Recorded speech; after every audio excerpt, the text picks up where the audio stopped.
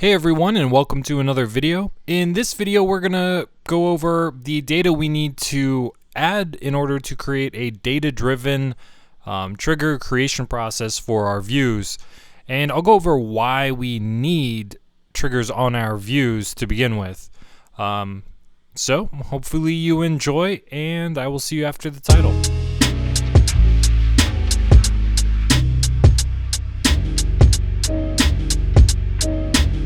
So when we talk about the views, why we've created the views was to essentially protect the table from the world.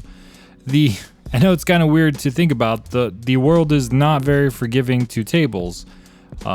Selecting from them, deleting whatever they want to delete by, updating whatever column they'd like, it really leaves the table vulnerable. And what we did is we basically gave the table a suit of armor. We protected it through a view, and then we took it one step further and we created a synonym on interface to even further obfuscate the location of the actual table. Now, we had also created 4 other views: the select view, the insert view, the update view, and the delete view, that only allows specific columns to be available. Now, right now, we can delete from the select view because there's nothing preventing us from doing so. So what we want to do is actually put triggers on these views, on the select, insert, update, and delete views that prevent us from taking specific DML actions. So when we're forced to delete something, especially in the example, delete by name, we'll actually get an error because the delete view doesn't contain a name. So how we're going to set up the definitions is we're going to have to focus on 2 different primary tables, the definition and the dataset. Now, we can, in the future, create audit triggers on our actual tables, on the shared base, realm, class, family type tables if we so choose. But for now, we're just going to focus on the actual insert, update, and delete, the DML prevention triggers for our views. So looking at the SQL script, it's really create trigger instead of insert, update, or delete.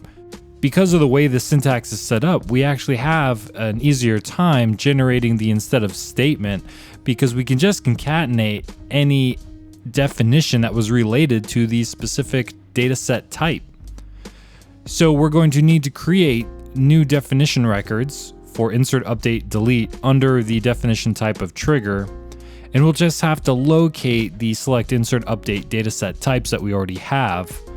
But we will have to create a new system relationship definition to dataset type because we do not have one yet.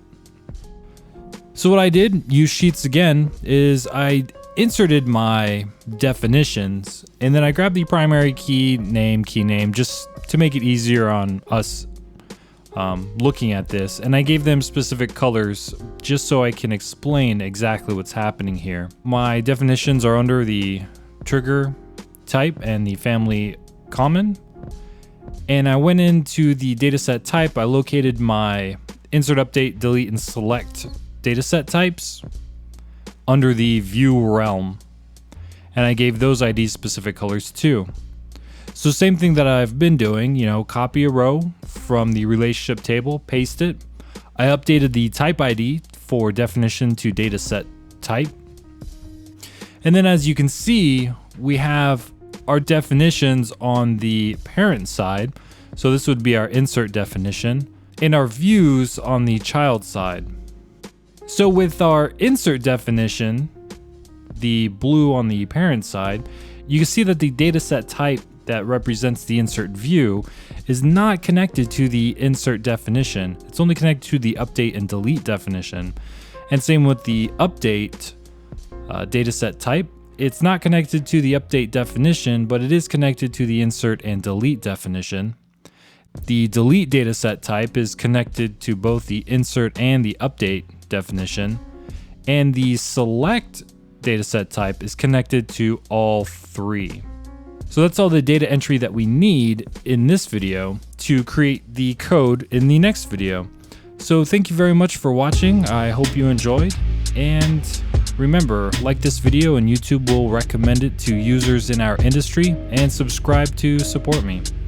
Have a good one, and I will see you next time.